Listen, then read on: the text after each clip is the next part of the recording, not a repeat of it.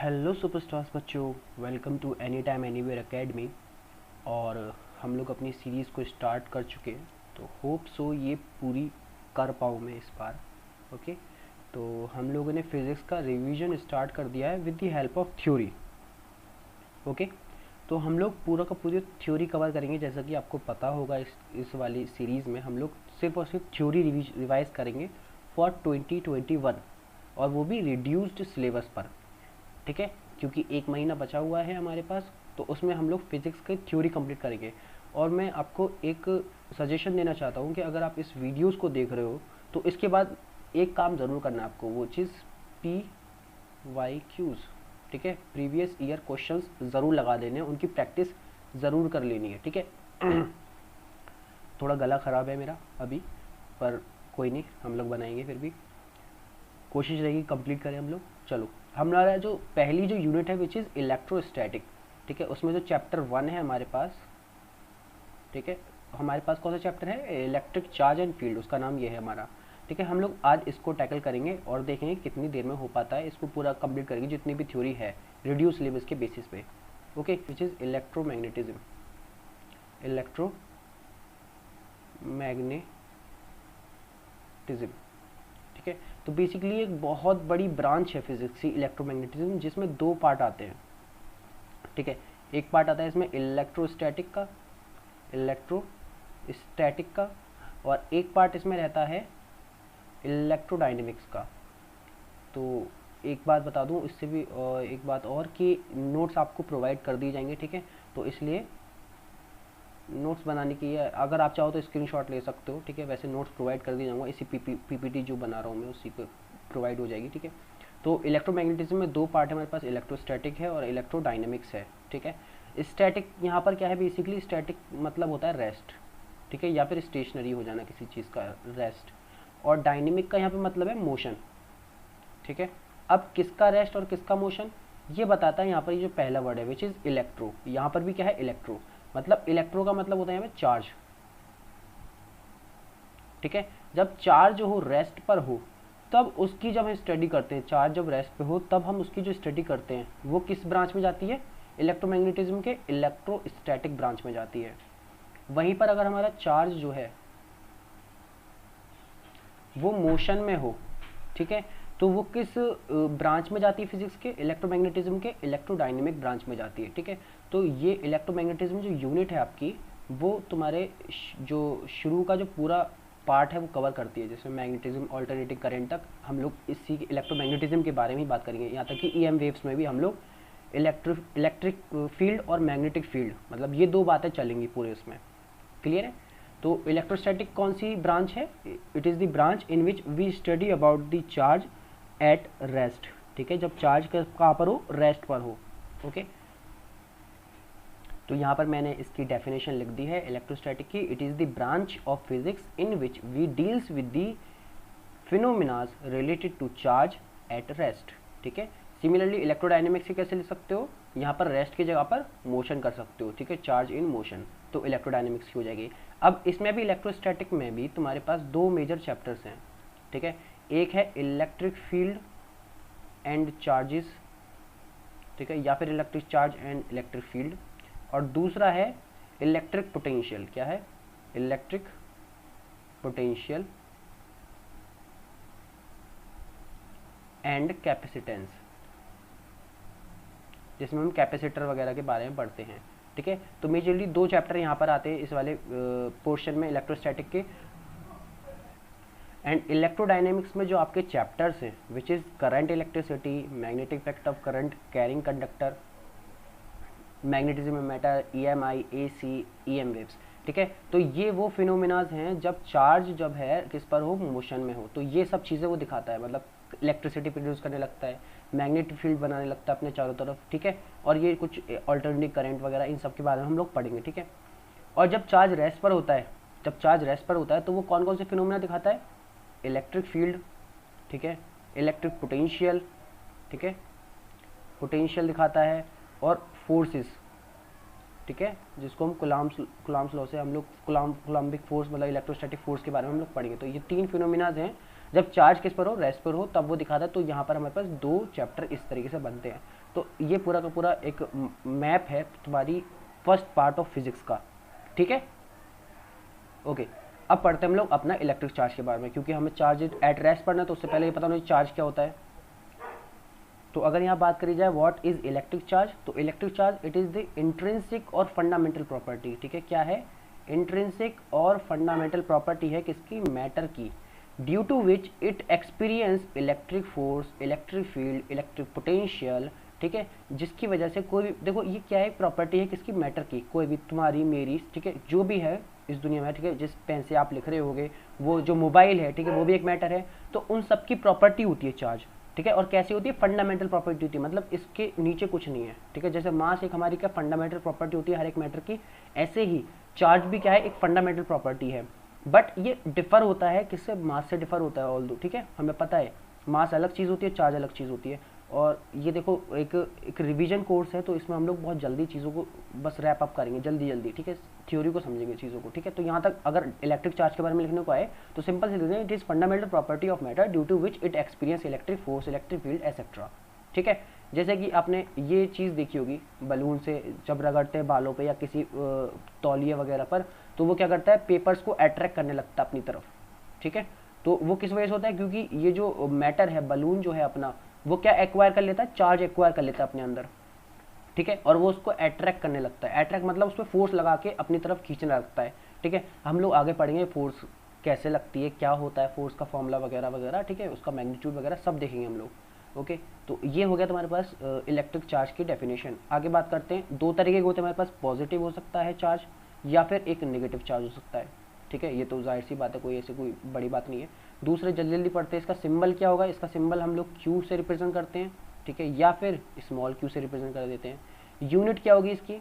अब देखो हमने पढ़ा है छोटी क्लास में, Q equal to current into time, यही तो होता है, मतलब I equal to Q upon T, है ना, ये होता है। यहाँ से चार्ज हो जाता है वो आई टू टी हो गया, करंट का क्या हो गया? एम्पियर, टाइम क्या हो गया? सेकंड। तो यूनिट ये होनी चाहिए इसकी, एम्पियर सेकंड। लेकिन हम लोग बात करें किसकी? एसआई यूनिट की। किसकी? एसआई यूनिट की। तो इसकी एसआई यूनिट ये नहीं होती, ठीक है, एम्पियर सेकंड। हो सकता है कि इसमें दे रखा हो तुम्हें चार्ज के बारे में, बट इसकी जो एसआई यूनिट होती है वो होती है कुलाम, ठीक है। क्या होती है? कुलाम, जिसको सी से रिप्रेजेंट करते हैं, तो COULOMB, कुलाम, ठीक है, सी से रिप्रेजेंट करते हैं, ठीक है। तो जो तुम्हें चार्ज मिलता है जो इस तरीके से मिलता है, 1 कुलाम हो गया, 2 कुलाम हो गया, ठीक है। और जाहिर सी बात है ये थोड़े बड़े बड़े चार्जेस होते हैं, ठीक है। तो ये इस फॉर्म में नहीं मिलते, माइक्रो में मिलते। किस में मिलते हैं? माइक्रो, ठीक है, उसमें मिलते हैं, माइक्रो या नैनो। डायमेंशनल फॉर्मूला की बात करें तो डायमेंशनल फॉर्मूला तो यहाँ से आ जाएगा, एम्पियर का ए हो जाएगा, टाइम का टी हो जाएगा। तो इस तरीके से ये डायमेंशनल फॉर्मूला आ गया हमारे पास, सिंपल सा। और ये लिखा हुआ है कि charge can be transferred from one two another body. तो चार्ज होता है वो ट्रांसफर हो सकता है एक बॉडी से दूसरी बॉडी। जैसे यहीं पर एग्जांपल देखो लो, बलून जो है वो पेपर्स को अट्रैक्ट कर रहा है, तो मतलब कि उसने चार्ज को ट्रांसफर कर दिया एक जगह से दूसरी जगह पर, है ना। तभी तो वो इसमें फोर्स कैसे लगती है, हमें पता है कि जो सेम चार्जेस होते हैं, ठीक है, पॉजिटिव पॉजिटिव हो गया, नेगेटिव नेगेटिव, क्या करते हैं? रिपेल करते हैं, ठीक है, रिपल्शन होता है। लेकिन जो डिफरेंट चार्जेस होते हैं, ठीक है, प्लस माइनस, ठीक है, 2 डिफरेंट चार्जेस हैं, तो वो क्या करेंगे? हमारे अट्रैक्ट करेंगे, ठीक है, क्या करेंगे? अट्रैक्ट करेंगे, ठीक है। अट्रैक्ट करने के लिए ये पेपर भी तो चार्ज होना चाहिए, या तो नेगेटिव या पॉजिटिव। ऐसी बलून के पास भी कोई चार्ज होगा तभी तो अट्रैक्ट कर पाएगा। लेकिन हमने तो सिर्फ बलून को रगड़ा था, है ना, टॉवल से, पेपर के साथ तो कुछ नहीं किया हमने, तो फिर पेपर कैसे अट्रैक्ट हो गए? तो इसका मतलब चार्ज जो होगा वो ट्रांसफर हुआ होगा, ठीक है। ट्रांसफर करने के भी बहुत सारे तरीके हैं, हम लोग आगे समझेंगे। अब बात करते हैं डिफरेंट चार्ज बॉडीज़ के बारे में, ठीक है। मैं यहाँ पे 3 केसेस ले रहा हूँ, ठीक है, उससे हम लोग समझेंगे इसको, ठीक है। एक हमारे पास है न्यूट्रल बॉडी। कैसी है? न्यूट्रल बॉडी, ठीक है, न्यूट्रल बॉडी। तो न्यूट्रल बॉडी का मतलब क्या होता है? जिसमें इलेक्ट्रॉन और प्रोटॉन बराबर होंगे, नंबर ऑफ इलेक्ट्रॉन बराबर होगा नंबर ऑफ प्रोटॉन के। वो कैसी बॉडीज होती हैं? न्यूट्रल, इलेक्ट्रिकली न्यूट्रल बॉडीज होंगी, ये हमें पता है। इलेक्ट्रॉन और प्रोटॉन, है ना, किसी भी मैटर के अंदर एटम्स होते हैं, एटम्स में इलेक्ट्रॉन और प्रोटॉन होते हैं। इलेक्ट्रॉन के पास कैसा होता है? नेगेटिव चार्ज होता है, प्रोटॉन के पास पॉजिटिव चार्ज होता है। तो अगर किसी मैटर के पास जितने नंबर ऑफ इलेक्ट्रॉन है उतने नंबर ऑफ प्रोटॉन हो जाए तो वो कैसी बॉडी होगी? न्यूट्रल बॉडी होगी। अगर इलेक्ट्रॉन ज़्यादा हो गए प्रोटॉन से तो वो बॉडी कैसी हो जाएगी, नेगेटिवली चार्ज हो जाएगी, नेगेटिवली चार्ज बॉडी हो जाएगी। क्लियर है। अगर किसी बॉडी में इलेक्ट्रॉन कम हो गए, प्रोटॉन ज़्यादा हो गए, तो वो कैसी हो जाएगी, पॉजिटिवली चार्ज हो जाएगी, पॉजिटिवली चार्ज हो जाएगी। अगर मैं यहीं पे एक सवाल पूछूं, एक बहुत छोटा सा, कि कम ज़्यादा कैसे हो रहे हैं, तो जाहिर सी बात है क्या होगा, इलेक्ट्रॉन्स जाएंगे, है ना। इलेक्ट्रॉन्स ही तो एटम्स में से, जो अपना एटम होता है यहाँ पे प्रोटॉन होते हैं, ये न्यूक्लियस हो गया, प्रोटॉन और न्यूक्लियो होते हैं हमारे पास न्यूक्लियस। यहाँ पर हमारे पास क्या होते हैं, अपने इलेक्ट्रॉन्स होते हैं। तो इलेक्ट्रॉन्स बेसिकली निकलते हैं, ठीक है, इलेक्ट्रॉन्स जाते हैं, ट्रांसफर होते हैं क्या, इलेक्ट्रॉन्स, ठीक है। प्रोटॉन अपना न्यूक्लियस के अंदर रहते हैं न्यूट्रॉन्स के साथ। क्लियर है। तो इलेक्ट्रॉन्स जाते हैं बेसिकली। अच्छा चलो अब प्रॉपर्टीज़ के बारे में बात करते हैं। तो सबसे पहली प्रॉपर्टी है एडिटिव इन नेचर, ठीक है। जो हमारे चार्जेस होते हैं वो कैसे होते हैं, एडिटिव इन नेचर होते हैं, ठीक है। अगर मैं देखूँ, एक मेरे पास कोई बॉडी है, ठीक है, और मैं बोल दूँ यहाँ पर 2 कूलम चार्ज, माइनस का 9 कूलम चार्ज, ठीक है, 4 कूलम चार्ज और 6 कूलम चार्ज, ठीक है। और मुझसे पूछने जाए कि टोटल चार्ज क्या हुआ इसका, क्या बोला जाए, टोटल चार्ज कितना होगा इसका, तो मैं बोलूँगा इसको 2 + 4 + 6 + -9, ठीक है। तो इतने कूलम चार्ज हो जाएगा। बेसिकली क्या होते हैं, ये एक चीज़ और बताना भूल गया यहाँ पर, ठीक है, तुम यहाँ पर ये नोट डाउन कर सकते हो इस तरीके से, पॉइंट बोलो कि चार्जेस जो होते हैं वो कैसे होते हैं, स्केलर क्वांटिटीज़ होती हैं।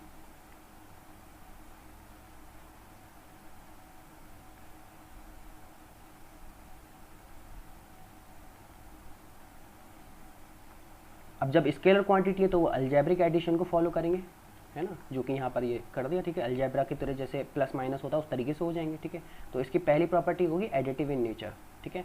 दूसरी प्रॉपर्टी होती है कंजर्वेटिव इन नेचर, ठीक है। कंजर्वेटिव इन नेचर का क्या मतलब हो गया, जैसे अगर मेरे पास एक बॉडी है, ठीक है, इसको हम लोग इधर कर लेंगे, ठीक है, इसको नीचे लिख लेना टोटल चार्ज को।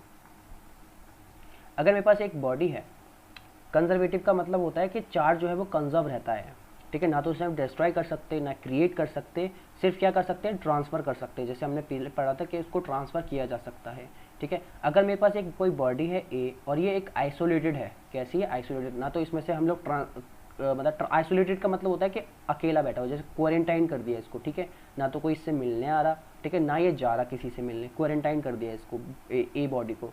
तो इसका मतलब ट्रांसफ़र के चांसेस नहीं होंगे इसमें से, है ना, चार्ज ट्रांसफ़र नहीं हो सकता। तो लेट से इसमें शुरुआत में इनिशियली t = 0 पर हमारे पास जो चार्ज था वो 2 कूलम, ठीक है, और 4 कूलम माइनस का 6 कूलम एंड 11 कूलम चार्ज रहा होगा, ठीक है।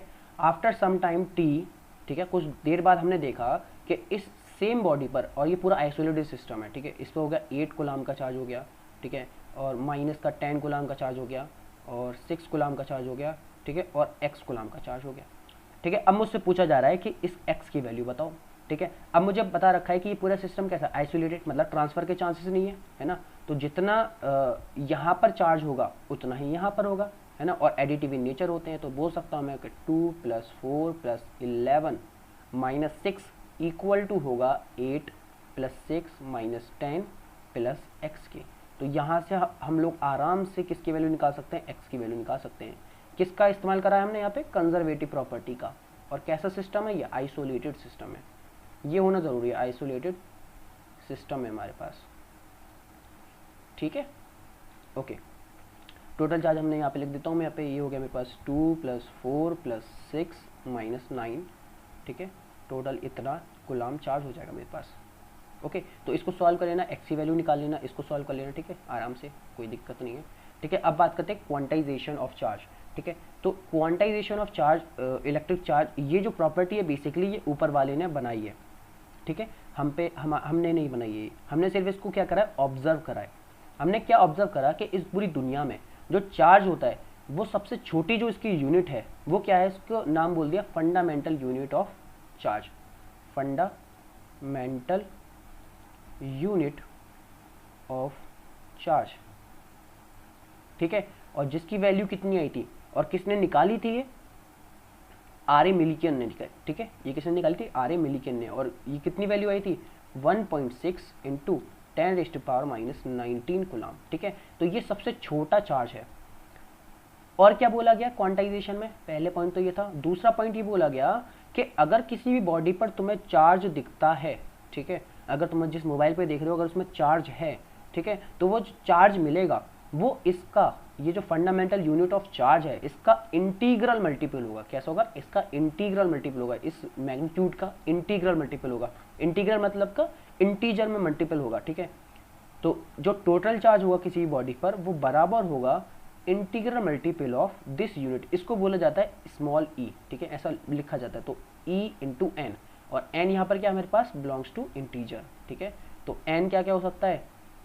-2, -1, ठीक है, 1, 2, ठीक है, इस तरीके से हो सकती है वैल्यू एन की, ठीक है, इंटीजर हो सकता है। तो this is our quantisation of charge, ठीक है। अब यहाँ पे प्लस और माइनस लगा सकते हैं क्योंकि पॉजिटिव भी हो सकता है चार्ज और नेगेटिव भी हो सकता है, इसलिए तो इंटीग्रल मल्टीपल बोला, ठीक है। अगर यहीं पर सवाल पूछा जाए कि क्या 9/2e चार्ज एग्जिस्ट करेगा, तो आंसर क्या होना चाहिए? नहीं, क्योंकि अगर मैं इसको काटूंगा तो ये इंटीजर तो नहीं दे रहा मेरे को, है ना।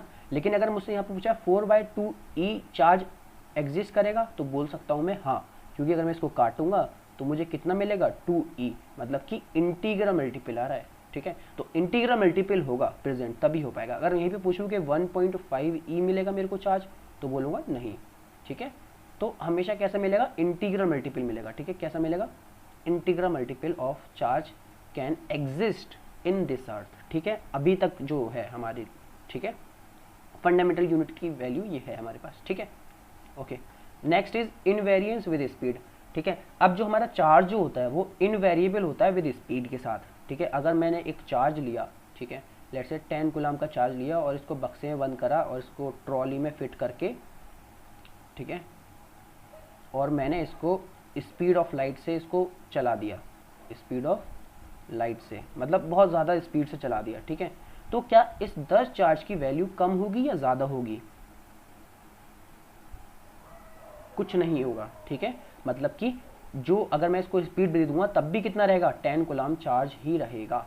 लेकिन विद मास ऐसा नहीं होता, मास के साथ थोड़ी छेड़छाड़ हो जाती है। कैसे? कि अगर मैंने लेट से इसी ट्रॉली में मैंने एक बंदा बिठा दिया 60 kg का, ठीक है, 60 kg का, और उसको लाइट की स्पीड से दौड़ा दिया, ठीक है। तो बंदे का जब मास है, जब हम नापेंगे आफ्टर स्पीड, मतलब जब चल रहा होगा तब हम लोग उसको वे करेंगे, मतलब तौलेंगे, तो उसमें कुछ इस तरीके की तब्दीली आ जाएगी, ठीक है। मतलब मैं ऐसे ही अंदाज़ा लगा रहा हूँ, ठीक है, 8-7 kg इस तरीके से रह जाएगा, मतलब कम हो जाएगा मास बेसिकली, ठीक है। लेकिन चार्ज के साथ इनवेरिएबल होता है। क्या होता है? इनवेरिएबल, ठीक है। इनवेरिएबल का मतलब समझ गए ना? इनवेरिएबल मतलब वेरी नहीं करता, इनवेरिएंस होता है स्पीड के साथ। क्लियर है? तो ये हमारे पास कुछ प्रॉपर्टीज़ हैं चार्ज की जो आपको याद रखनी है, और ये प्रॉपर्टी तो मैंने बताई दी। कौन सी वाली प्रॉपर्टी? कि ये भी एक प्रॉपर्टी है, ठीक है, ये वाली जो है प्रॉपर्टी, इसको भी आप लगा सकते हो प्रॉपर्टीज़ में। प्रॉपर्टी नंबर 5 इस तरीके से कि like charge repel and unlike charges attract. Clear है? तो हमारे पास ये हो गई प्रॉपर्टीज़ ऑफ चार्ज, ठीक है। अब यहाँ पर लिखा हुआ है how to charge a body. अब ये तो बहुत सिंपल सी बात है, मैंने पहले ही बता दिया कैसे चार्ज कर सकते हैं, इलेक्ट्रॉन का ट्रांसफ़र करके, ठीक है, बाय ट्रांसफरिंग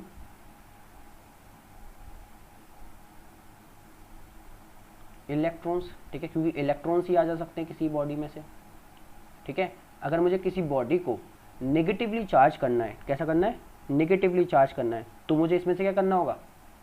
इसमें इलेक्ट्रॉन्स ऐड करने पड़ेंगे, है ना। इलेक्ट्रॉन्स क्या करूँगा मैं? इसमें दे दूंगा इसको, इस बॉडी को, है ना, ढेर सारे इलेक्ट्रॉन्स दे दूंगा, जिसकी वजह से क्या होगा? नंबर ऑफ इलेक्ट्रॉन बढ़ जाएंगे नंबर ऑफ प्रोटॉन से, ठीक है। तो क्या हो जाएगी ये बॉडी? नेगेटिवली चार्ज हो जाएगी,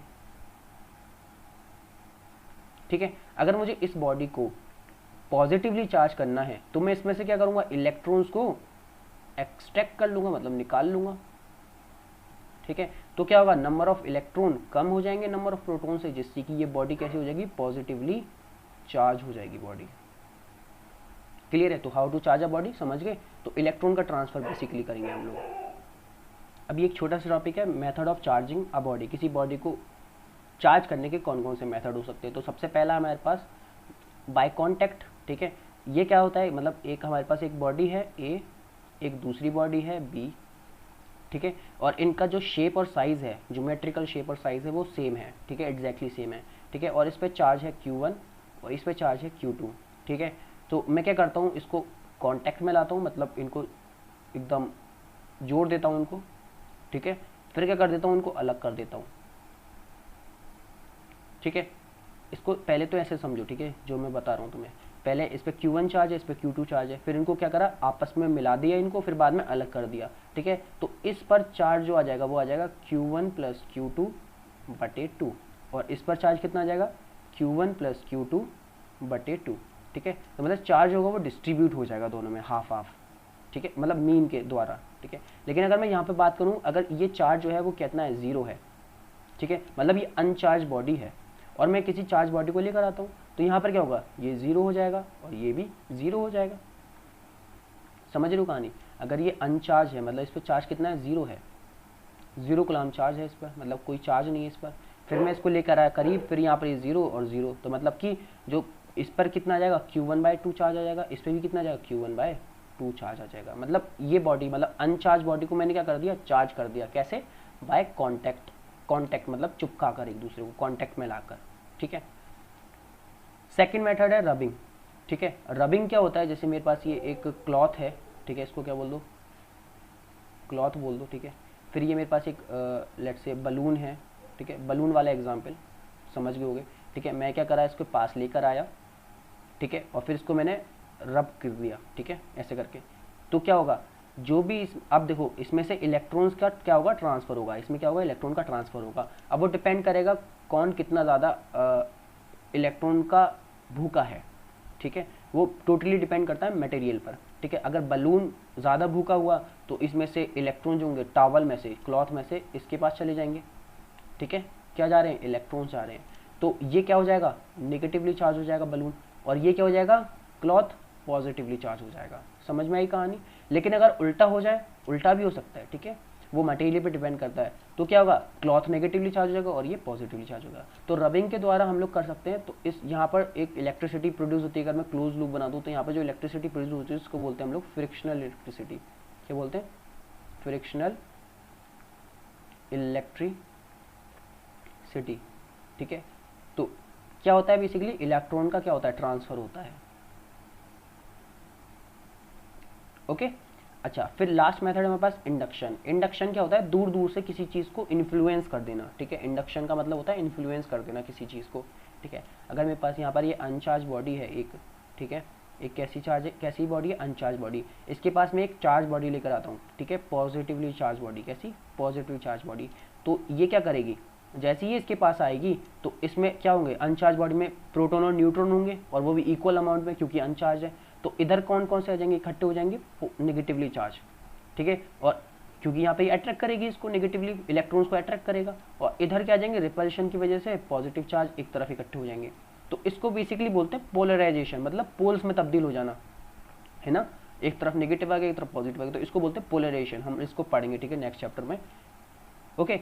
अब मैंने क्या कर दिया, इधर अर्थिंग कर दी, क्या कर दी, अर्थिंग कर दी, ठीक है। अगर तुम अर्थिंग नहीं करोगे तो यहाँ से चार्ज नहीं जाएगा, जिसकी वजह से अगर तुमने इसको वापस हटाया तो ये वापस से क्या हो जाएंगे, मिल जाएंगे, और वापस से अनचार्ज हो जाएगी। तो जैसे ही इसको मैंने अर्थिंग करी तो यहाँ से पॉजिटिव चार्ज इसके अंदर चला गया, अर्थ के अंदर। तो बाद में देखा मैंने, जैसे ही मैंने इसको हटाया, ठीक है, तब तक नहीं हटाएंगे जब तक कि अर्थिंग नहीं करेंगे, ठीक है। हटाने के बाद देखा कि इस पर क्या बचा, नेगेटिवली चार्ज पार्टिकल ज़्यादा हो गए क्योंकि पॉजिटिव यहाँ से चला गया। तो ये होता है इंडक्शन। मतलब ना तो हमने कांटेक्ट करा, देखो दूर दूर है ना, बिना कांटेक्ट के हमने क्या कर दिया, इसको चार्ज को इंड्यूस करा दिया इसके अंदर, ठीक है, चार्ज क्या कर दिया, इंड्यूस कर दिया। तो इसको बोलते हैं हम लोग इंड्यूस चार्ज। क्या बोलते हैं, इंड्यूस चार्ज बोलते हैं। क्या बोलते हैं, इंड्यूस चार्ज। अब कितना चार्ज आएगा, तो देखो ऐसा बोला जाता है कि जितना चार्ज यहाँ पर होगा पॉजिटिव, उतना ही यहाँ पर नेगेटिव क्रिएट हो जाएगा, ठीक है। क्लियर है यहाँ पे। तो हमारे पास सारे मेथड हमने देख लिए, एक ब्रीफली इंट्रोडक्शन ले लिया सबका, ठीक है। अब बात करते हैं कूलम्ब्स लॉ पर। अब कूलम्ब्स लॉ बेसिकली क्या है, एक लॉ है, ठीक है, और ये पूरा का पूरा किस पे बेस्ड है, एक्सपेरिमेंट पर बेस्ड है ये पूरा लॉ, ठीक है। तो इसका कोई प्रूफ नहीं होता, हालांकि मैं कराऊंगा, ठीक है, जब गॉस थ्योरम पढ़ाएंगे तब उसका प्रूफ करेंगे हम लोग कूलम्ब्स लॉ का, ठीक है। तो Coulomb's law act on 2 point charges, ठीक है, पॉइंट चार्जेस के बीच में लगता है। अब 2 यहाँ पे लिख दिया, अभी 2 के बारे में पढ़ते हैं, ठीक है। मल्टीपल में भी लग सकता है, जिसमें हम प्रिंसिपल ऑफ सुपरपोजिशन लगाएंगे, ठीक है। तो अगर होना क्या चाहिए, बेसिकली पॉइंट चार्ज होनी चाहिए, और कैसे होनी चाहिए, स्टेशनरी। कैसे, स्टेशनरी, ठीक है, स्टेशनरी पॉइंट चार्ज होने चाहिए, उनके बीच में जो फोर्स लगती है उसकी वैल्यू देता है कूलम्ब्स लॉ। ठीक है, मेरे पास ये चार्ज है, एक है Q1 एक है Q2, ठीक है, एक है Q1 और एक है Q2। ठीक है, अब यहाँ पर ले लेता हूँ मैं, देखो ये पॉजिटिव और ये भी क्या लेता हूँ मैं पॉजिटिव, या फिर नेगेटिव, नेगेटिव ले लो, एक मैंने पॉजिटिव ले लिया एक नेगेटिव ले लिया। तो हमें पता है कि ये दो चार्जेस हैं जिनके बीच की दूरी कितनी है, लेट से r है यहाँ पर इसकी दूरी, और इनकी भी दूरी क्या है, r है। ठीक है, बट साइन का फर्क है, तो क्या हो सकता है इनके बीच में, या तो क्या होगा रिपल्शन होगा, क्योंकि ये सेम है तो रिपल्शन होने लगेगा, या फिर इनके बीच में अट्रैक्शन होगा। ठीक है, तो ये जो रिपल्सिव फोर्स है या फिर अट्रैक्टिव फोर्स है, ठीक है, जो रिपल्सिव फोर्स जो लगी थी इस डायरेक्शन में और इस डायरेक्शन में जो रिपल्सिव फोर्स लग रही है, या फिर ये अट्रैक्टिव फोर्स जो लग रही है इनके बीच में, ठीक है, इसको बोलते हैं हम लोग इलेक्ट्रोस्टैटिक फोर्स। क्या बोलते हैं, इलेक्ट्रोस्टैटिक फोर्स। और दोनों एक दूसरे पर सेम और इक्वल अमाउंट की फोर्स लगाते हैं। ठीक है, खैर, तो इसे क्या बोलते हैं हम लोग, इलेक्ट्रोस्टैटिक फोर्स। तो according to this law the two stationary point charges repel और attract each other with a force. ठीक है, एक फोर्स के साथ, जिसको हम क्या बोलते हैं, Fe, यानी कि इलेक्ट्रोस्टैटिक फोर्स। ठीक है, तो वो क्या क्या होती है, वो दो बातों पे डिपेंड करती है। ये जो Fe है वो डायरेक्टली प्रोपोर्शनल होती है to the product of charge, मतलब Fe जो होगा वो डायरेक्टली प्रोपोर्शनल होगी Q1 इंटू Q2 के। और दूसरी बात, Fe is inversely proportional to the square of the distance between them. ठीक है, इनके बीच की जो दूरी थी वो r थी, यहाँ पर भी क्या है r थी शुरुआत में। ठीक है, तो कैसे होगी, इनवर्सली प्रोपोर्शनल होगी। ठीक है, Fe जो होगा वो इनवर्सली प्रोपोर्शनल होगा रेडियस के स्क्वायर पे। ठीक है, रेडियस नहीं, यहाँ पर क्या है, डिस्टेंस, जो सेपरेशन है उनके बीच का। ठीक है, तो यहाँ पर हमारे पास दो, यहाँ पर क्या आती हैं, इक्वेशन आती हैं, इन दोनों को कंबाइनिंग करने के बाद, ठीक है, कंबाइन करने के बाद क्या निकलता है हम लोग को मिलता है Fe is directly proportional to Q1 into Q2 बटे r स्क्वायर। प्रोपोर्शनलिटी साइन हटा तो यहाँ पर आता है Fe equal to K Q1 Q2 बटे r स्क्वायर। अब यहाँ पर जो K होता है इसको बोलते हैं इलेक्ट्रोस्टैटिक कांस्टेंट। ठीक है, ये अपने नोट्स में लिख लेना। ठीक है, इलेक्ट्रोस्टैटिक कांस्टेंट, इसकी वैल्यू क्या होती है, इसकी वैल्यू होती है 1/4 pi epsilon not into Q1 Q2 बटे r स्क्वायर। ठीक है, तो K की वैल्यू क्या है यहाँ पर हमारे पास, 1/4 पाई एप्सिलॉन नॉट, और इसको क्या बोलते हैं हम लोग, इलेक्ट्रोस्टैटिक कांस्टेंट बोलते हैं। ठीक है, अब यहाँ पर ये एप्सिलॉन नॉट क्या है, इसके बारे में हम आगे पढ़ेंगे, इसको बोलते हैं परमिटिविटी इन फ्री स्पेस। ठीक है, परमिटिविटी इन फ्री स्पेस। अब देखो दो बातें और, ये कैसी होती है, सेंट्रल फोर्स होती है। ठीक है, कैसी होती है, सेंट्रल फोर्स। और दूसरी बात इक्वल एंड अपोजिट, तो इक्वल एंड अपोजिट तो समझ में आ रहा है। ठीक है, ये किससे आता है, न्यूटन्स थर्ड लॉ से, न्यूटन्स लॉज ऑफ मोशन, कौन सा वाला, थर्ड वाला। ठीक है, every action has equal and opposite reaction. ये क्या है, सेंट्रल फोर्स। सेंट्रल फोर्स का मतलब है कि अगर दो मासेस हैं इस तरीके से, या फिर दो चार्जेस हैं, ठीक है, तो इनके बीच में जो फोर्स लगेगी वो इनकी जो एक्सिस होगी ज्वाइनिंग, ठीक है, उसके अलोंग लगेगी। या तो रिपल्सिव हो सकती है, अट्रैक्टिव हो सकती है, समझ रहे हो कहानी। या फिर अगर यही एक जो चार्ज है, एक चार्ज मैंने ऐसे बना दिया, ठीक है, जब बच्चे ज़्यादातर ऐसे कंफ्यूज हो जाते हैं कि ऐसा डायरेक्शन टू ले लिया हमने, तो इनकी लाइन ज्वाइनिंग ये है, तो अब फोर्स ऐसे ना लगकर कैसे लगेगी, सेंट्रल लगेगी, इस तरीके से सेंट्रल फोर्स होती है बेसिकली। ठीक है, जो एक्सिस होती है इनकी, ज्वाइनिंग एक्सिस जो होती है उनके अलोंग लगती है, इसको बोलते हैं हम लोग इस वजह से सेंट्रल फोर्स। क्लियर है, ओके।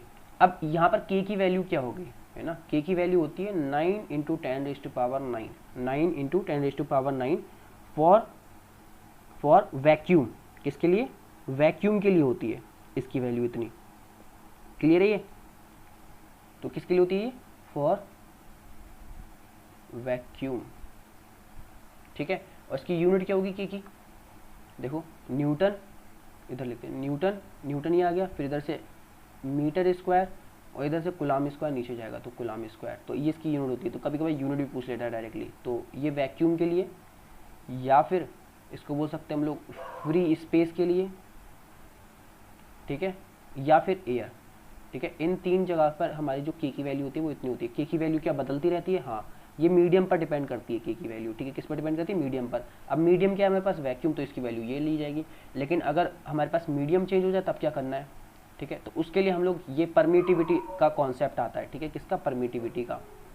तो हमारे पास तीन तरीके की परमिटिविटी होती है, permittivity in free space, permittivity in medium and relative permittivity. ठीक है, परमिटिविटी का क्या मतलब होता है, परमिशन देना।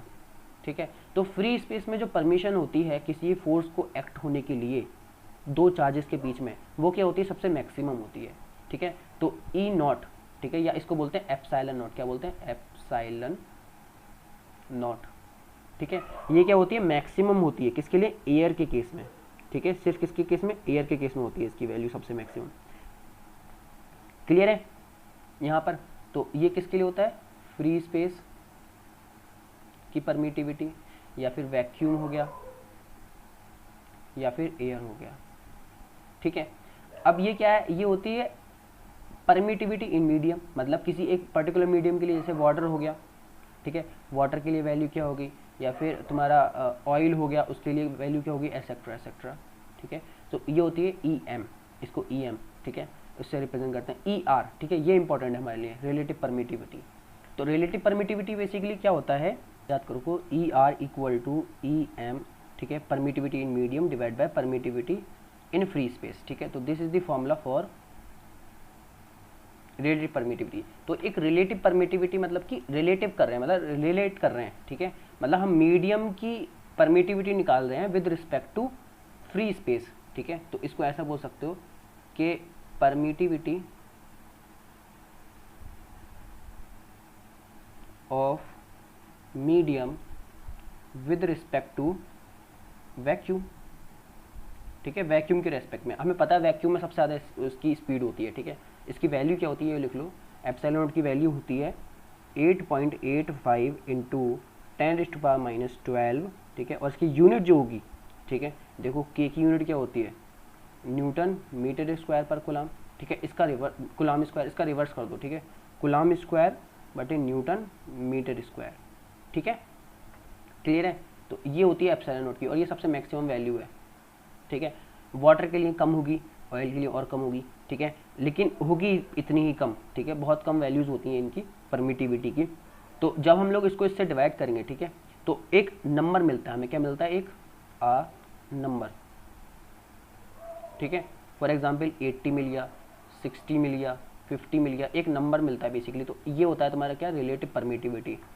तो इससे आसानी क्या होती है, इससे आसानी होती है कि अगर हमें किसी मीडियम में फोर्स निकालनी है, ठीक है, अगर हमें देखो किसी जैसे हमें एयर में फोर्स निकालनी तो फॉर्मूला ये लग जाएगा सिंपल सा, और यहाँ पर इसकी वैल्यू क्या आ जाएगी, 9 × 10⁹ लेकिन यहाँ पर अगर बात करी जाए किसी मीडियम में, तब क्या करेंगे, तब क्या हम हर किसी के मीडियम की परमिटिविटी याद रखें, नहीं, हमें क्या रखना है, उसकी रिलेटिव परमिटिविटी।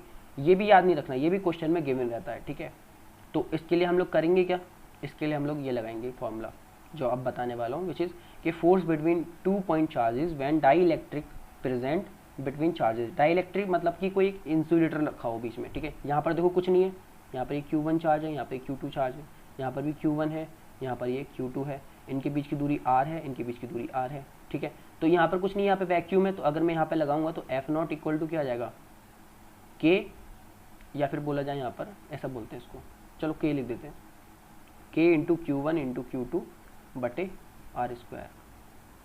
इसको K नहीं बोलते क्योंकि फिर बाद में कन्फ्यूजन हो जाएगी तुम्हें। ठीक है, 1/4 पाई एप्सिलॉन नॉट।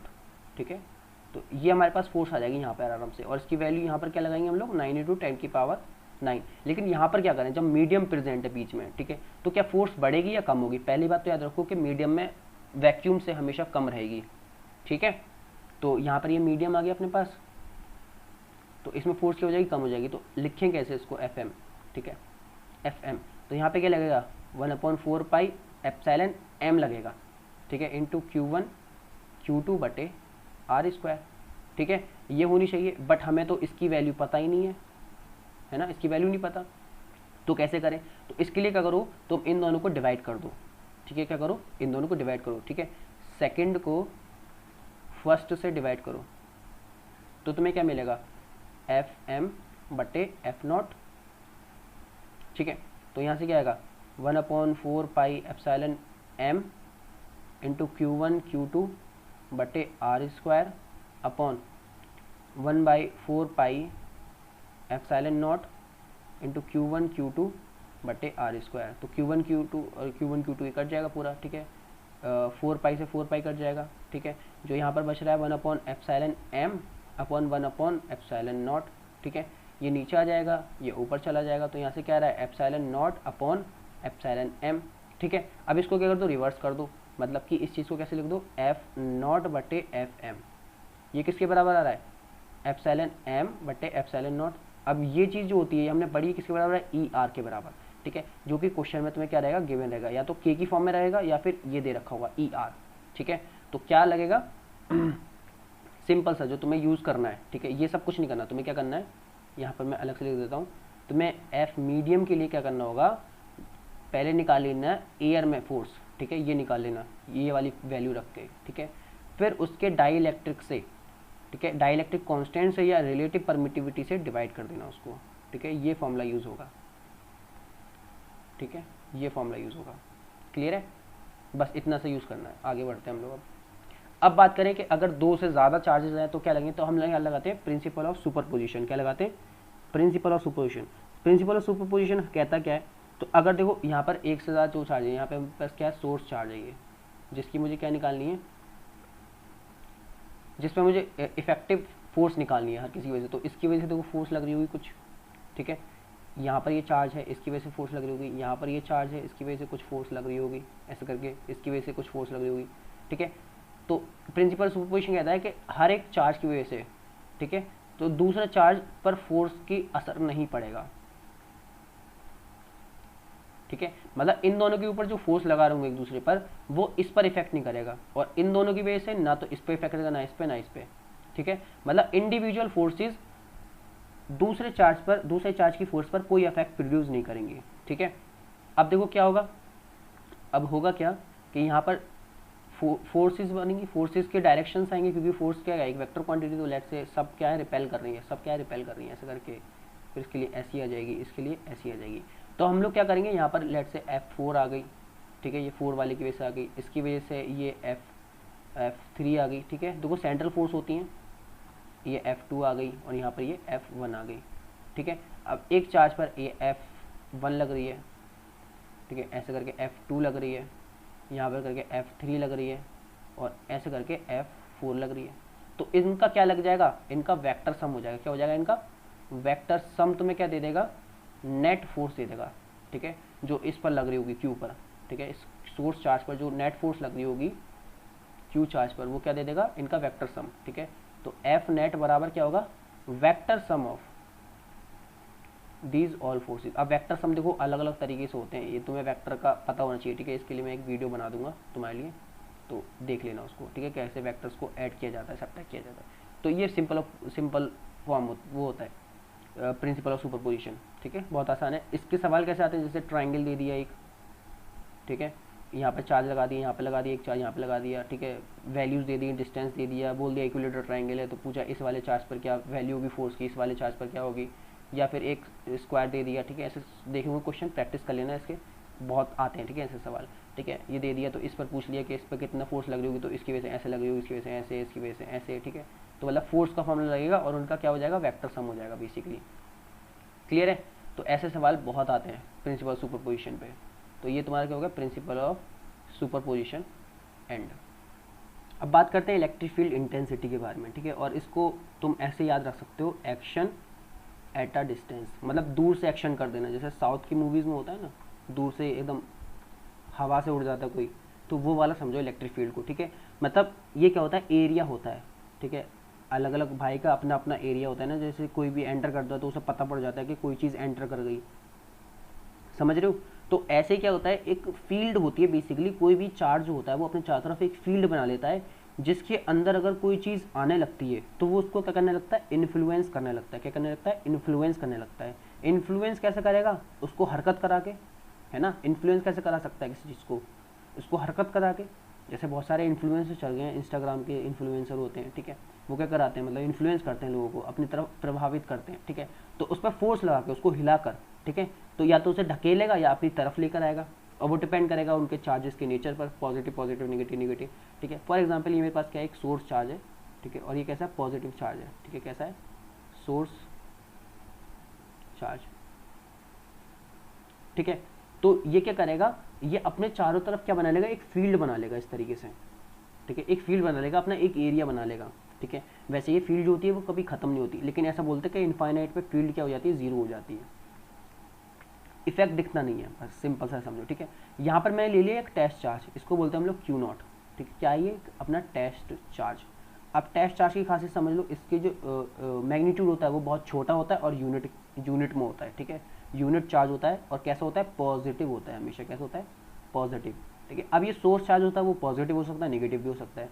अब जैसे ही ये टेस्ट चार्ज अपना इसके फील्ड में एंटर करेगा, ठीक है, अब ये एंटर कर गया, कितनी दूरी पर है इससे, ये आर दूरी पर है लेट से, ठीक है। अब क्या होगा, इस पर क्या लगने लगता है, या तो फोर्स लगेगी या तो बाहर की तरफ, अब इस केस में तो बाहर की तरफ लगेगी ना, क्योंकि ये पॉजिटिव होगा, ये तो हमेशा पॉजिटिव रहने वाला है। अब देखो अगर फोर्स अपना जो क्या बोलते हैं सोर्स जो है वो पॉजिटिव है तो बाहर की तरफ, और अगर नेगेटिव हुआ यही सोर्स चार्ज तो कैसे लगेगी, अंदर की तरफ फोर्स लगने लगेगी इसकी तरफ, है ना। और फोर्स का फॉर्मूला में पता है कैसे होगा, तो इस तरीके से अपना क्या रहता है, ये सिस्टम रहता है पूरा, क्लियर है। मतलब इलेक्ट्रिक फील्ड को हम लोग ऐसे डिफाइन करते हैं फोर्स के टर्म्स में, कैसे डिफाइन करते हैं, फोर्स के टर्म में, ठीक है। क्यू नॉट चार्ज लिया हमने, इसको लेकर आए उठाकर अपना यहाँ पर इलेक्ट्रिक फील्ड के अंदर आर डिस्टेंस दूरी पर, तो देखा इस पर फोर्स लगने लगी, या तो ये फोर्स बाहर की तरफ लगेगी या फिर अंदर की तरफ लगेगी, वो डिपेंड करेगा सोर्स चार्ज पर, क्योंकि ये तो हमेशा क्या रहने वाला है, पॉजिटिव रहने वाला है। तो इसको ऐसे डिफाइन करते हैं इलेक्ट्रिक फील्ड को, ठीक है। The space surrounding an electric charge, मतलब स्पेस मतलब जगह, किसके चारों तरफ, इलेक्ट्रिक चार्ज के चारों तरफ, लेट्स से क्यू बोल दिया, इसको क्या बोल दिया, क्यू चार्ज बोल दिया, capital Q, in which another charge Q nought, मतलब अगर उसके अंदर कोई क्यू नॉट चार्ज आए, test charge, experience is an electrostatic force, एक इलेक्ट्रोस्टैटिक फोर्स एक्सपीरियंस करता है ऑफ अट्रैक्शन और रिपल्शन, मतलब अट्रैक्शन होता है रिपल्शन हो सकता है, तो उसी को बोलते हैं हम लोग electric field of the charge Q, ये क्या हो जाएगी, इसकी इलेक्ट्रिक फील्ड हो जाएगी, ठीक है। लेकिन अगर बात करें मैग्नीट्यूड के बारे में, क्या मैग्नीट्यूड क्या होगा, तो इसको बोलते हैं हम लोग इलेक्ट्रिक फील्ड इंटेंसिटी, ठीक है। तो इलेक्ट्रिक फील्ड इंटेंसिटी बराबर होता है ई इक्वल टू जो फोर्स लगी डिवाइडेड बाय टेस्ट चार्ज, ठीक है। तो इलेक्ट्रिक फील्ड को ऐसे भी डिफाइन किया जाता है इसके फॉर्मूले के द्वारा, तो ये फॉर्मूला है इलेक्ट्रिक फील्ड का बेसिकली, ठीक है, ये जनरल फॉर्मूला है इसका, ठीक है। Electric field equal to force divide by test charge, ठीक है। अच्छा, अब यहाँ से समझ में आ रहा है कि जो इलेक्ट्रिक फील्ड है वो कैसी है, वेक्टर क्वांटिटी है, कैसी है, ये एक वेक्टर क्वांटिटी है। तो इसका डायरेक्शन भी होगा, देखो मैग्नीट्यूड तो यहाँ से आ जाएगा, डायरेक्शन कैसा आएगा, तो इसका डायरेक्शन कैसा होता है, इन दी डायरेक्शन ऑफ फोर्स, जो इलेक्ट्रिक फोर्स का डायरेक्शन है वही इलेक्ट्रिक फील्ड का डायरेक्शन हो जाएगा, ठीक है। अभी हम बताएंगे इसको आगे, ठीक है। अब बात करते हैं हम लोग यूनिट के बारे में, तो यूनिट क्या है, यहाँ पे न्यूटन ऊपर है और नीचे क्या है, कूलाम है, तो न्यूटन पर कूलाम इसकी यूनिट हो जाती है इलेक्ट्रिक फील्ड की, ठीक है। डायमेंशनल फॉर्मूला की बात करें तो अगर ये इसका तुम्हारा काम है, ठीक है, ये चीज़ तुम्हारा है, ठीक है। देखो कूलाम का तुम्हारा होगा, तुम्हें पता है AT होता है, फोर्स का लगना ML2 - T-2 ML2 T-2, तो इसका लगाना तब देखना, ठीक है। डायमेंशन फॉर्मूला तुम्हारा होमवर्क है, ठीक है, इसका डायमेंशन फॉर्मूला लिखना, ठीक है।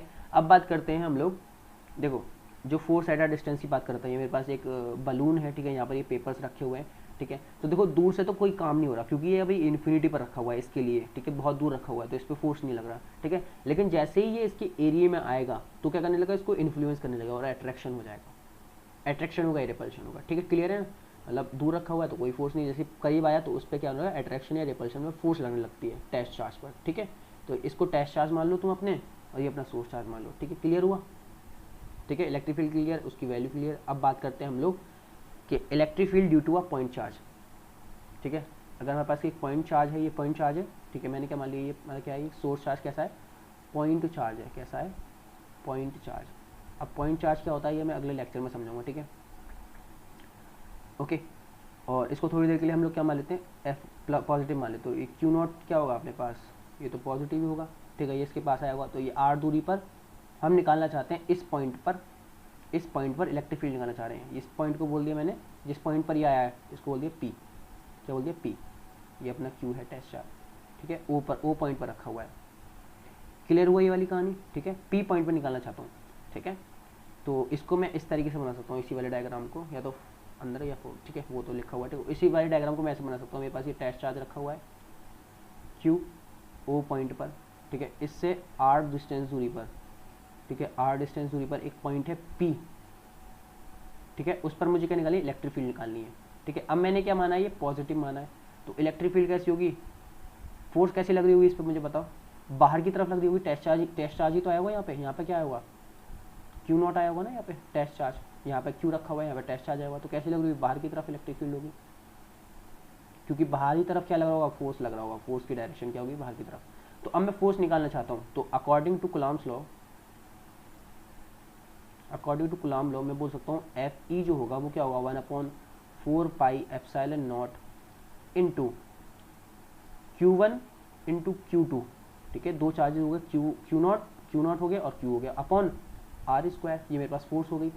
अब इलेक्ट्रिक फील्ड इंटेंसिटी को मैंने कैसे डिफाइन कर दिया था, E इक्वल टू एफ बटे क्यू नॉट, तो यहाँ से मेरे को क्या मिल जाएगा, F की वैल्यू क्या है, इसको मैं क्या बोल देता हूँ, K बोल देता हूँ अभी थोड़ी देर के लिए, ठीक है, K इंटू क्यू नॉट बटे R स्क्वायर बटे क्यू नॉट, ये ऊपर फोर्स लिख दिया मैंने, तो क्यू नॉट से क्यू नॉट गया, तो इलेक्ट्रिक फील्ड की वैल्यू कितनी आ गई मेरे पास यहाँ पर, तो यहाँ से इलेक्ट्रिक फील्ड इक्वल टू क्या आ गया, पॉइंट चार्ज के लिए के क्यू बटे आर स्क्वायर, तो इस वाले फॉर्मूले को करना है तुम्हें याद, ठीक है। तो इलेक्ट्रिक फील्ड की ये हो गया। और डायरेक्शन की बात करूँ तो सेम डायरेक्शन होगा जैसे इलेक्ट्रिक फील्ड का, फोर्स का होगा, ठीक है, क्लियर है ना यहाँ तक कहानी।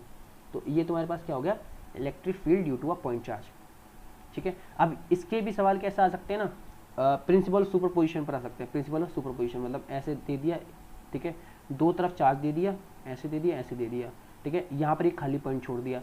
अब पूछने लगा इसकी दूरी दे दी है तुम्हें, यहाँ से यहाँ तक की दूरी दे दी है, इसकी वैल्यू दे दी Q1 Q2, ठीक है।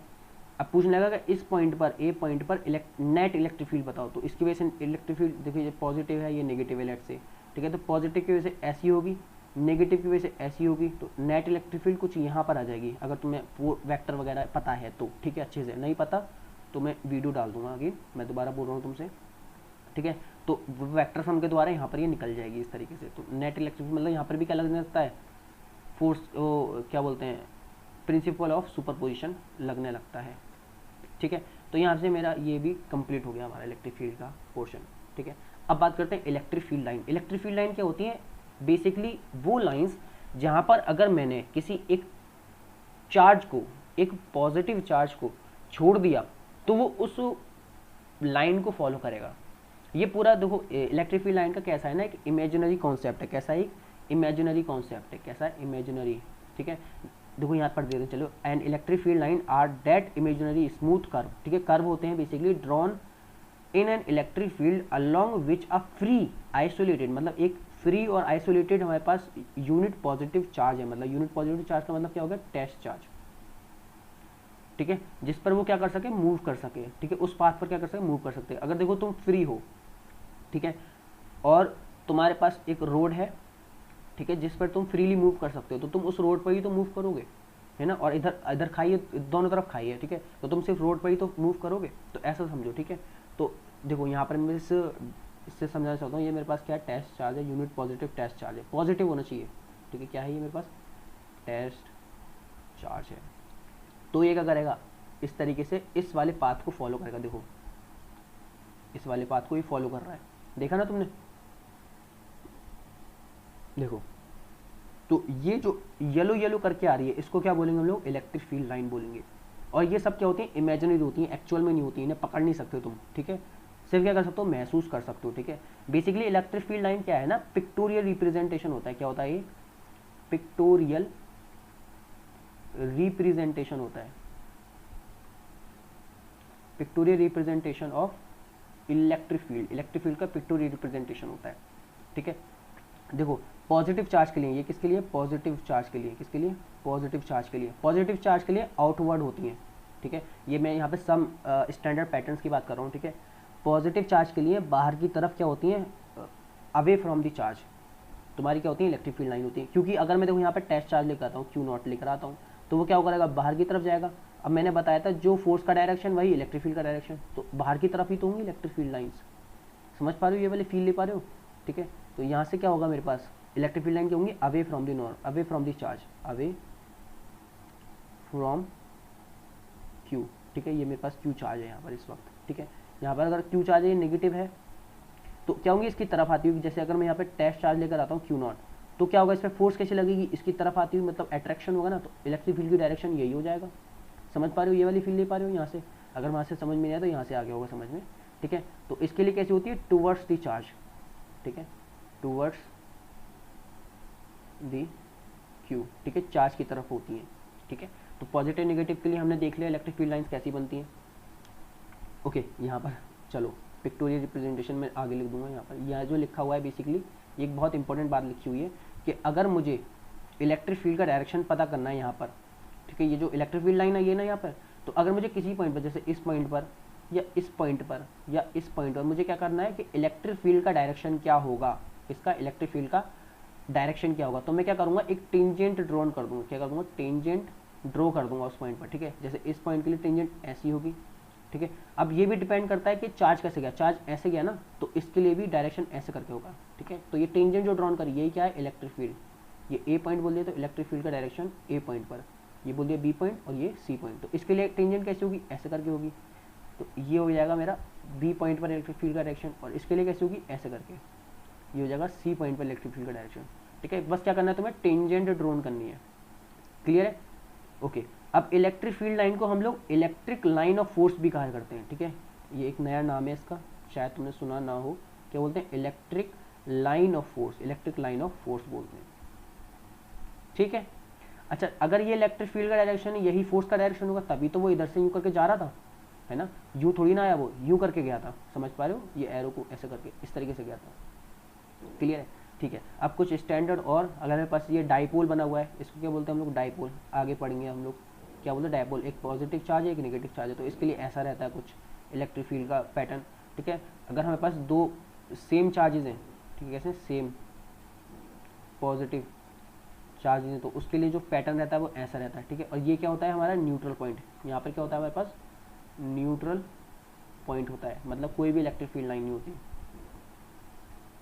ठीक है। अगर किसी पॉइंट पर देखो, यहाँ पर निकाला है इसमें इलेक्ट्रिक फील्ड का डायरेक्शन, तो ऐसे हो गया, टेंजेंट ड्रॉन कर दी, यहाँ के लिए ऐसे टेंजेंट ड्रॉन कर दी, ठीक है, टेंजेंट ड्रॉन कर दो बेसिकली, ओके। अब बात करते हैं, एक हमारे पास अगर लीनियर चार्ज है, कैसा, लीनियर चार्ज, मतलब एक लाइन पेंसिल है, उस पर तुमने क्या कर दिया, पॉजिटिव चार्ज को स्प्रेड कर दिया, तो इसके लिए इलेक्ट्रिक फील्ड का डायरेक्शन कैसे होगा, पॉजिटिव के लिए अवे होता है ना हमेशा, ठीक है, तो अवे फ्रॉम दी चार्ज होगा, इस तरीके से होगा, तो ये हमारी इलेक्ट्रिक फील्ड का डायरेक्शन हो जाएगा, तो ये ध्यान रखना, ठीक है, ये सब पैटर्न्स, क्योंकि ये सब आने वाले हैं। और निगेटिव के लिए क्या होगा, यहीं पर अगर निगेटिव की पूछूं मैं, निगेटिव के लिए होगा कैसा, इसकी तरफ आता हुआ है ऐसे करके, क्लियर है, तो ये मेरे पास इसके लिए भी हो गया। अब बात करते हैं यूनिफॉर्म और non uniform electric field line. Uniform electric field line ये होती है कि अगर मैं इस पॉइंट पर देखूं electric field line, electric field की इंटेंसिटी, और इस पॉइंट पर इलेक्ट्रिक फील्ड की इंटेंसिटी देखूं, ठीक है, ये बोल दिया मैंने ए पॉइंट, ये बोल दिया मैंने बी पॉइंट, ठीक है। इस पॉइंट पर देखना चाहता हूँ मैं इलेक्ट्रिक फील्ड की इंटेंसिटी, और इस पॉइंट पर यह है ए, यह है बी, तो यहाँ पर जो इलेक्ट्रिक फील्ड की इंटेंसिटी होगी, जो बोल दिया ई ए, यहाँ पर जो इलेक्ट्रिक फील्ड की इंटेंसिटी होगी वो ई बी हो गई। तो यहाँ पर देखा गया अगर वो यूनिफॉर्म है तो किसी भी पॉइंट पर ले लो, तुम्हारी इलेक्ट्रिक फील्ड की इंटेंसिटी क्या होगी, सब जगह बराबर होगी, ठीक है। ये किसके लिए है, यूनिफॉर्म इलेक्ट्रिक फील्ड लाइन के लिए, ठीक है, यूनिफॉर्म इलेक्ट्रिक फील्ड लाइंस, ठीक है। नॉन यूनिफॉर्म के लिए देखो, जहाँ पर नंबर ऑफ लाइन ज़्यादा होंगे, देखो यहाँ पर क्या है, ज़्यादा है number of electric field line, यहाँ पर क्या है, कम है, समझ पा रहे हो, तो यहाँ पर इलेक्ट्रिक फील्ड की इंटेंसिटी ज़्यादा होगी E2 पर, और E1 क्या होगा, कम होगा, ठीक है। मतलब नॉन यूनिफॉर्म डिस्ट्रीब्यूशन है, non uniform electric field lines है ये, ठीक है, क्लियर है। या फिर इसके लिए एक ऐसा भी याद कर सकते हो यूनिफॉर्म के लिए, ऐसी लाइंस जो इक्यू डिस्टेंस पर हो, कैसी हो, इक्यू डिस्टेंस पर हो, ठीक है। दूसरा पैरेलल हो, कैसी हो, पैरेलल हो, इक्यू डिस्टेंस हो, और स्ट्रेट हो, कैसी हो, स्ट्रेट होनी चाहिए, ठीक है। तो ये तुम्हारा डेफिनेशन होगी यूनिफॉर्म इलेक्ट्रिक फील्ड की। हम लोग किसके बारे में डील करेंगे, यूनिफॉर्म इलेक्ट्रिक फील्ड लाइन। अब बात करते हैं हम लोग properties of electric field lines, ठीक है। इलेक्ट्रिक फील्ड लाइंस हमने पढ़ ली, अब हम बात करते हैं उनकी प्रॉपर्टीज़ के बारे में। तो उनकी क्या क्या प्रॉपर्टीज़ होती है, तो पहली प्रॉपर्टी तुम ऐसे लिख सकते हो, ठीक है, इसमें नहीं लिखा हुआ बेसिकली, तुम ये लिख सकते हो कि जो हमारी इलेक्ट्रिक फील्ड लाइंस होती हैं वो क्या होती हैं, अनब्रेकेबल होती हैं और कंटिन्यूस होती हैं, ठीक है। कैसी होती है electric field lines, continuous smooth curve होते हैं, ठीक है, continuous smooth curve without any break, ठीक है। एक बार स्टार्ट हो जाए तो वो खत्म कहाँ होंगी और शुरू कहाँ से होंगी वो अभी बात करेंगे, लेकिन वो ब्रेक नहीं होती बीच में, ठीक है। तो अब देखो पहली प्रॉपर्टी क्या है, द लाइन ऑफ फोर्स मतलब कि इलेक्ट्रिक फील्ड लाइन, ठीक है, स्टार्ट फ्रॉम पॉजिटिव चार्ज, मतलब पॉजिटिव चार्ज से वो निकलती हैं, एंड एट नेगेटिव चार्ज, मतलब जो उनका जो एंड होता है वो कहाँ होता है, नेगेटिव चार्ज पर, ठीक है। एंड को तुम ऐसे लिख सकते हो टर्मिनेट होती है, ठीक है, टर्मिनेट कहाँ होती है, नेगेटिव चार्ज पर, और ओरिजिनेट कहाँ होती है, पॉजिटिव चार्ज पर, ठीक है। स्टार्ट कहाँ होता है उनका, पॉजिटिव चार्ज पर, और जो एंड जो होती है वो कहाँ होती है, नेगेटिव चार्ज पर, मतलब टर्मिनेट, ठीक है। एक और इसमें एक्स्ट्रा प्रॉपर्टी है, इसमें एक और लिख सकते हो, ठीक है, एक ये हो गई, दूसरी है, तीसरी ये भी बोल सकते हो कि they can not form close loop, ठीक है, कभी भी ये क्लोज लूप नहीं बनाते, ठीक है। If there is a single charge then the line of force will start, ठीक है, एंड एट इन्फिनिटी, ठीक है। अगर मेरे पास एक सिंगल चार्ज है, देखो सबसे पहली बात तो समझो कि ये पॉजिटिव से क्या होती है, ओरिजिनेट होती है, और नेगेटिव पर क्या होती है, टर्मिनेट होती है, मतलब इस तरीके से समझो। ये देखा है हमने अभी तो देखा था थोड़ी देर पहले, ठीक है, इस तरीके से इसकी तरफ एंटर करेंगी, इसमें मतलब टर्मिनेट हो जाएंगी, मतलब यहाँ से ओरिजिनेट होंगी और यहाँ पे टर्मिनेट हो जाएंगी इसमें नेगेटिव चार्ज, मतलब इस तरीके की बनती है कहानी। ये भी तो देखा था हमने पैटर्न नेगेटिव पॉजिटिव के लिए, ये देखा तो था, ये पॉजिटिव है, ये नेगेटिव है, ठीक है, इसमें से ओरिजिनेट हो रही है और यहाँ से टर्मिनेट हो रही है, क्लियर है। तो इस तरीके का रहता है, ठीक है। दूसरी बात क्या है, क्लोज लूप नहीं बनाती कभी भी, they can not form close loop, ठीक है। ये क्या कौन नहीं करती, इलेक्ट्रिक फील्ड लाइन्स, लेकिन जब हम मैग्नेटिक फील्ड लाइन पढ़ेंगे वो एक क्लोज लूप बनाएंगी, ठीक है। देखो यहाँ पर क्या हो रही है, यहाँ पे ओरिजिनेट हो रही है और यहाँ पे टर्मिनेट हो रही है, क्या वो वापस लौट कर आ रही है यहाँ पर पॉजिटिव पर, नहीं, ठीक है, मतलब एक तरफ जाके वो टर्मिनेट हो रही है, ठीक है। फिर अगली क्या है, if there is a single charge, मतलब अगर पॉजिटिव हुआ तो वो क्या करेंगे, स्टार्ट तो यहाँ से होंगी और एंड का होंगी इन्फिनिटी पर, ठीक है, कभी खत्म नहीं होती है, इलेक्ट्रिक फील्ड लाइन्स कभी खत्म होती है, लेकिन उनकी इंटेंसिटी कम हो जाती है, क्या कहते हैं, इंटेंसिटी कम हो जाती है, क्योंकि हमने पढ़ा है कि इलेक्ट्रिक फील्ड का फॉर्मूला क्या होता है, के क्यू बटे आर स्क्वायर, मतलब जितनी ज़्यादा दूरी उतना ही कम इलेक्ट्रिक फील्ड, मतलब यहाँ पर अगर 1 मीटर है, ठीक है, फिर 2 मीटर पर जाकर उसकी इलेक्ट्रिक फील्ड क्या हो जाएगी, 4 गुनी कम हो जाएगी, ठीक है, उसकी 4 गुनी कम हो जाएगी ना, स्क्वायर की टर्म से कम हो रही है ना, स्क्वायर से कम हो रही है, क्लियर है। तो इस तरीके से तुम समझ सकते हो इस वाली चीज़ को, ठीक है, ओके, 1 2 3, ठीक है, इसको मैं लिख दूंगा। फिर क्या है, the tangent on the line, ये तो हमने पढ़ ही लिया कि अगर हमारे पास कोई एक लाइन ऑफ फोर्स है, ठीक है, तो अगर मुझे इस पर क्या देखना है, इलेक्ट्रिक फील्ड की डायरेक्शन देंगे, तो उस पर क्या बना दूँ, एक टेंजेंट बना दूंगा, तो मुझे क्या मिल जाएगी, इलेक्ट्रिक फील्ड डायरेक्शन मिल जाएगी उस पॉइंट पर, ठीक है। लेकिन ये देखना है कि इलेक्ट्रिक फील्ड लाइन ऐसे जा रही है ना, मतलब उस पर अगर मैं टेस्ट चार्ज रखूंगा तो टेस्ट चार्ज ऐसे करके जाएगा, ठीक है, उस फोर्स उस पर, ठीक है, ऐसे करके मूव करेगा, ऐसे करके इस पर, ठीक है। तो the tangent on a line of force at any point gives the direction of electric field eight that point, ठीक है। अच्छा यहाँ पर ही बोल सकते हो, ये तुम्हारी क्या दे रखी है, फोर्स प्रॉपर्टी, ऐसे समझ लो, ठीक है। No two lines of force can cross each other, ठीक है, मतलब कोई भी दो लाइन ऑफ फोर्स कभी भी एक दूसरे को क्या नहीं कर सकती, इंटरसेक्ट नहीं कर सकती, ठीक है, क्रॉस नहीं कर सकती, ठीक है, नो क्रॉस, ठीक है। मतलब अगर मैं यहीं इसी पॉइंट से क्या कर दूँ, एक इलेक्ट्रिक फील्ड लाइन ऐसे गुजार दूँ, ठीक है, मतलब यहाँ से एक टेस्ट चार्ज मैंने लिया और ये क्या जा रहा है, ऐसे करके जा रहा है, तो होगा क्या, मतलब एक क्रॉस कर गई, अगर ऐसा क्रॉस करती हैं तो क्या होगा, इस पॉइंट पर इस वाली लाइन फोर्स के लिए ये इलेक्ट्रिक फील्ड का डायरेक्शन हो गया, लेकिन इस वाली लाइन ऑफ फोर्स के लिए इस पॉइंट पर इलेक्ट्रिक फील्ड का डायरेक्शन ऐसे करके हो जाएगा ना, E2 बोल देता हूँ, इसको 1 बोल देता हूँ, मतलब एक ही पॉइंट पर दो फील्ड के डायरेक्शन आ गए, इलेक्ट्रिक फील्ड के डायरेक्शन। अब कुछ महारतियाँ बच्चे ऐसे होते हैं जो ये सोचते हैं कि इनका नेट निकाल दो, है ना, जो वेक्टर्स पढ़ के आते हैं वो क्या करते हैं कि इन दोनों का नेट निकाल दो, ऐसा नहीं होता, ठीक है। एक पर्टिकुलर पॉइंट के लिए, एक लाइन ऑफ फोर्स के लिए एक ही क्या होती है, तुम्हारी इलेक्ट्रिक फील्ड होती है, ठीक है। तो इफ दे इंटरसेक्ट, अगर वो इंटरसेक्ट करती हैं देन, ओके, इसको हटा देते हैं हम लोग यहाँ से, then they are two tangent at that point of intersection and hence two direction of electric field at the same time which is same point which is not possible, जो कि पॉसिबल नहीं है, ऐसा पॉसिबल नहीं होता, ठीक है, not possible, ठीक है। अब इसके बारे में बात करते हैं। The line of force are always normal to the surface, ठीक है, सरफेस किसका सरफेस, कंडक्टर का surface, on which the charge are in equilibrium, ठीक है। मतलब अगर हमारे पास कोई कंडक्टर रखा हुआ है इस तरीके से, कोई कंडक्टर रखा हुआ है इस तरीके से, ठीक है, तो इलेक्ट्रिक फील्ड लाइन इससे कैसे जाएंगी, परपेंडिकुलर होकर जाएंगी। कैसे जाएंगी, परपेंडिकुलर, मतलब कैसे बनेंगी, 90 डिग्री बनाते हुए जाएंगी इससे, ठीक है।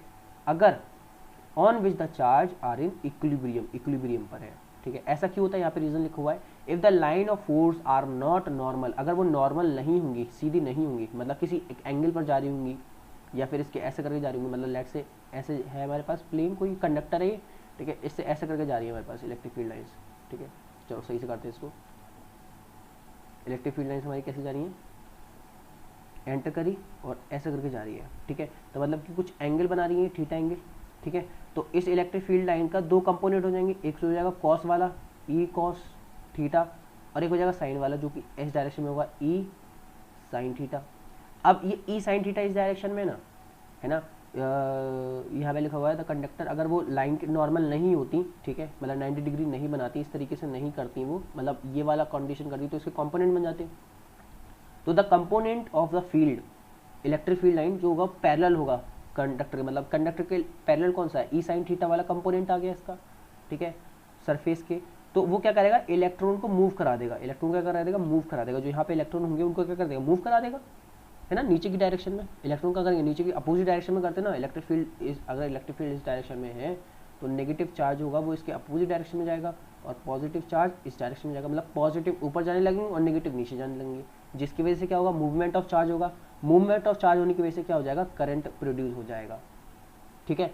But no current flow in equilibrium condition, अगर हमारे पास इक्विलिब्रियम कंडीशन है, जो कि हम इलेक्ट्रोस्टैटिक पढ़ रहे हैं, ठीक है, इलेक्ट्रोस्टैटिक में क्या है, इक्विलिब्रियम कंडीशन चल रही है कहानी पूरी, इलेक्ट्रोस्टैटिक मतलब चार्ज एट रेस्ट, तो क्या होता है उसमें करंट प्रोड्यूस ही नहीं होता, करंट फ्लो ही नहीं करता। तो जब करंट फ्लो नहीं करेगा तो आखिर ऐसी कंडीशन होगी नहीं।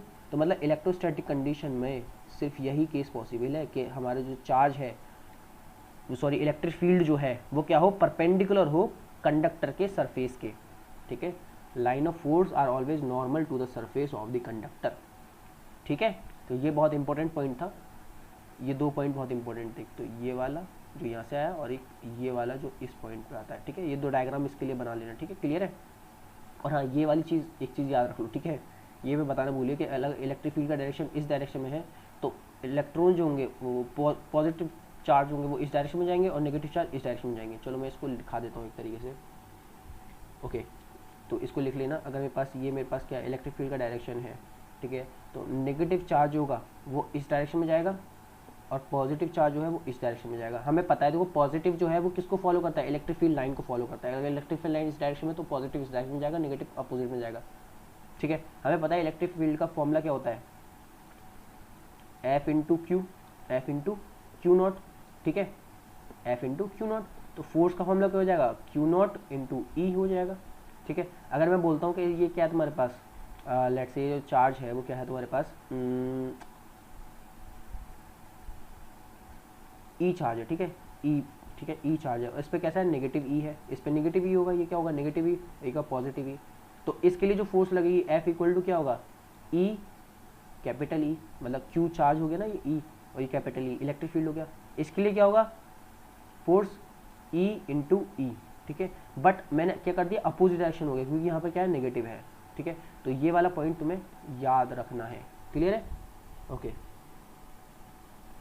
आगे बढ़ते हैं हम लोग, नेक्स्ट प्रॉपर्टीज, ये हमारी लास्ट प्रॉपर्टी है इसकी, कि the relative closeness of lines of force give a measure of strength of electric field in any region, ठीक है। देखो इसका क्या मतलब है कि अगर मेरे पास इलेक्ट्रिक फील्ड लाइन बहुत क्लोज है एक दूसरे के, ठीक है, और एक इलेक्ट्रिक फील्ड लाइन ऐसे हैं, दूर दूर है, तो इसका मतलब क्या होगा कि इस पोर्शन में इलेक्ट्रिक फील्ड की जो इंटेंसिटी होगी, लेट्स से यहाँ पर ई ए इलेक्ट्रिक फील्ड आ रही है और यहाँ पर ई बी आ रही है, तो इलेक्ट्रिक फील्ड कौन सी ज़्यादा होगी, ई ए वाली ज़्यादा होगी in comparison to E B, ठीक है। तो रिलेटिव क्लोजनेस जो होती है इलेक्ट्रिक फील्ड लाइंस की, वो क्या दे देती है तुम्हें, बेसिकली क्या दे देती है, इलेक्ट्रिक फील्ड इंटेंसिटी के फील्ड दे देती है, या फिर वो कैसी होंगी, ठीक है। तो यहाँ पर दे रखा है कि अगर वो क्लोज होंगी एक दूसरे के तो कैसी होंगी, स्ट्रॉन्ग फील्ड होंगी, जैसे यहाँ पे स्ट्रॉन्ग फील्ड है, ठीक है। अगर वो फार अपार्ट होंगी, एक दूसरे से दूर दूर होंगी, तो वो कैसी होगी, वीक इलेक्ट्रिक फील्ड होगी। ठीक है, अब यहाँ लिखा हुआ है पैरेलल हो, इक्वली स्पेस्ड हो, तो उसको बोलते हैं यूनिफॉर्म फील्ड बोलते हैं, ये तो हमें पता ही है। ठीक है, ये हमने समझा दिया। तो यहाँ से तुम्हारा इलेक्ट्रिक फील्ड का कॉन्सेप्ट क्लियर होता है पूरा। ठीक है, हमने इलेक्ट्रिक फील्ड पूरे समझा दिया। ठीक है, पूरी तरीके से प्रॉपर्टीज़, यूनिफॉर्म वगैरह वगैरह वगैरह वगैरह बहुत सारी चीज़ें हमने इसमें करी, सुपरपोजिशन देखा। अब जो रहेगा इसमें पोर्शन वो रहेगा इलेक्ट्रिक डायपोल का, जो कि हम लोग नेक्स्ट उसमें कवर कर रहे होंगे। ठीक है, ये सब हमने देखा था इस तरीके से। ओके ओके, ठीक है, तो धन्यवाद। ठीक है, नेक्स्ट वीडियो में मिलते हैं, तब तक के लिए पढ़ाई करते रहें, स्प्रेड एजुकेशन।